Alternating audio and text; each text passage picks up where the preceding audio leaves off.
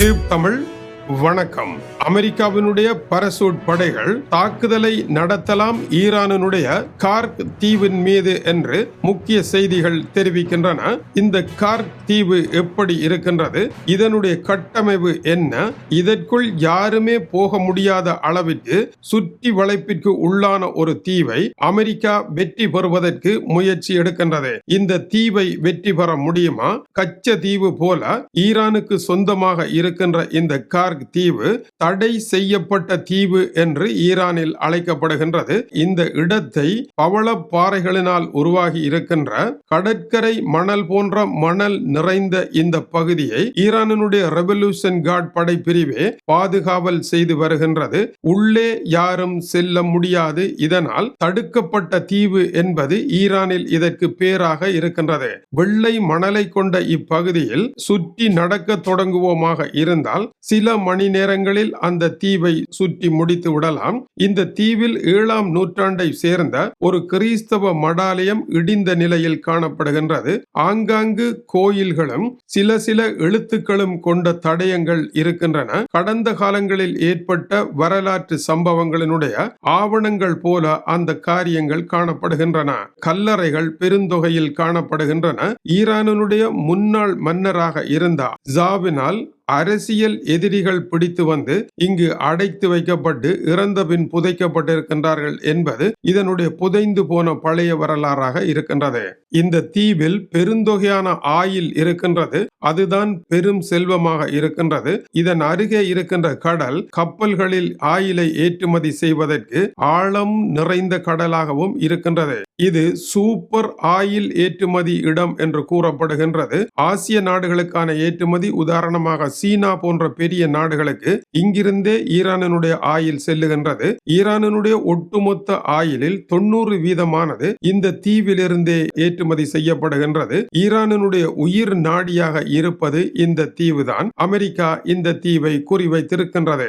புதைகுழியாக இருந்த இந்த தீவு 60க்கு பின்னர் உலக புகழ் பெற்றது. கச்சா எண்ணெய்க்கு பெயர் பெற்ற ஒரு தீவாக இருந்தது. இதனால் தான் இது பொன்கொழிக்கும் தீவாக இருக்கின்றது. யாரும் உள்ளே செல்லவும் முடியாமல் இருக்கின்றது. இந்த தீவின் கீழாக கடலடியில் குழாய்கள் அமைக்கப்பட்டு ஈரானுடைய தாய் நிலத்துடன் இது இணைக்கப்பட்டும் இருக்கின்றது. ஈரானுக்கு மட்டுமல்ல, உலக எண்ணெய் சந்தைக்கே இது முக்கியமானதாக இருக்கின்றது. ஈரான் தினசரி 4.5 மில்லியன் பேரல்கள் ஆயிலை உற்பத்தி செய்கின்றது. உலக மொத்த உற்பத்தியில் 4%. உலக உற்பத்தியில் 6வது பெரிய நாடாக ஈரான் இருக்கின்றது. இந்த நிலையில் அமெரிக்காவினுடைய அதிசிறந்த US 82வது டிவிஷன் படைப்பிரிவு பரசூட்டில் இறங்கி போர் புரிவதில் இவர்கள் சாதனை படைத்தவர்கள். மிக சிறந்த பயிற்சி பெற்ற இந்த போர் வீரர்கள் இந்த தீவில் குதிக்கக்கூடிய சூழ்நிலை இருக்கின்றது. அமெரிக்காவில் இருந்து வந்து உடனடியாக விமானத்தில் இருந்து இங்கு பாய்ந்து விட முடியாது. வந்திருப்பவர்கள் ஓய்வெடுத்து அதைத் தொடர்ந்து சரியான இலக்குகளை பார்த்து இந்த தாக்குதலை அவர்கள் மேற்கொள்ளலாம் என்று எதிர்பார்க்கப்படுகின்றது. பரசூட் மூலம் இறங்குவது அல்லது ஹெலிகாப்டரில் சென்று கயிற்றின் வழியாக இறங்குவது என்று பலவிதமான சாகசங்களை புரிகின்றவர்கள் இவர்களாகும். இவர்களை எதிர்த்து போர் புரியக்கூடிய ஒரு சிறப்பு படையணியை ஈரானுடைய ரெவல்யூஷன் கார்ட் அமைக்காவிட்டால் இந்த களம் சிரமமாக அமையும். ஈரான் இப்பொழுது பெரிய தாக்குதலை எதிர்பார்த்து அதற்கு தயாராகி கொண்டிருப்பதாக சேட்டலைட் படங்கள் காட்டுகின்றன.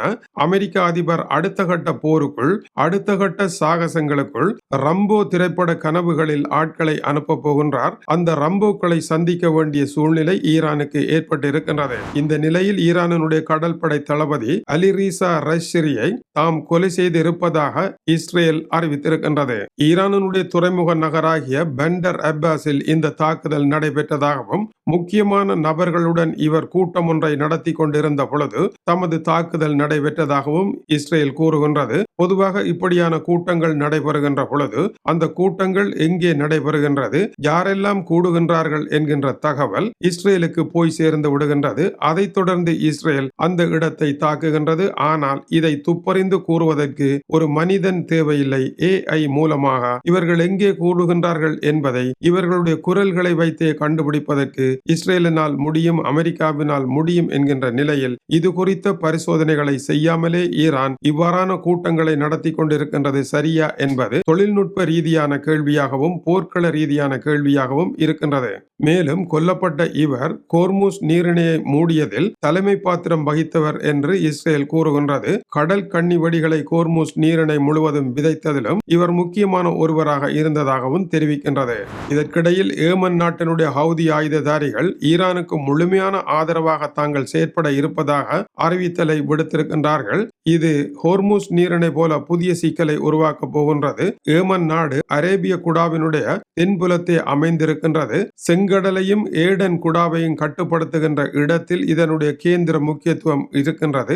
இவர்கள் இக்கடல் பகுதியை தடுப்பார்களாக இருந்தால் அடுத்த பெரிய ஆயில் பிரளயமே உருவாகும். இதுவும் அடுத்து வந்து கொண்டிருக்கின்ற சிக்கலாகும். உலக கடல் போக்குவரத்தின் முக்கியமான இரண்டாவது இடத்தில் குறிவைக்க போகின்றார்கள். ஏற்கனவே கழுத்து நெரிக்கப்பட்ட நிலையில் இருக்கின்ற உலக வர்த்தகத்தை ஹவுதி ஆயுததாரிகள் இஸ்ரேலுடனும் அமெரிக்காவுடனும் போர் புரிவதை நிறுத்தி இந்த கடல் வழியை தடுப்பதில் கவனம் செலுத்துவார்களாக இருந்தால் அடுத்த புதிய தலைவலி உருவாகும். எனவே அடுத்து நடைபெறப் போகின்ற போரானது மிக நெருக்கடியான ஒரு போராக மாறப்போவதையே இந்த செய்திகள் காட்டுகின்றன.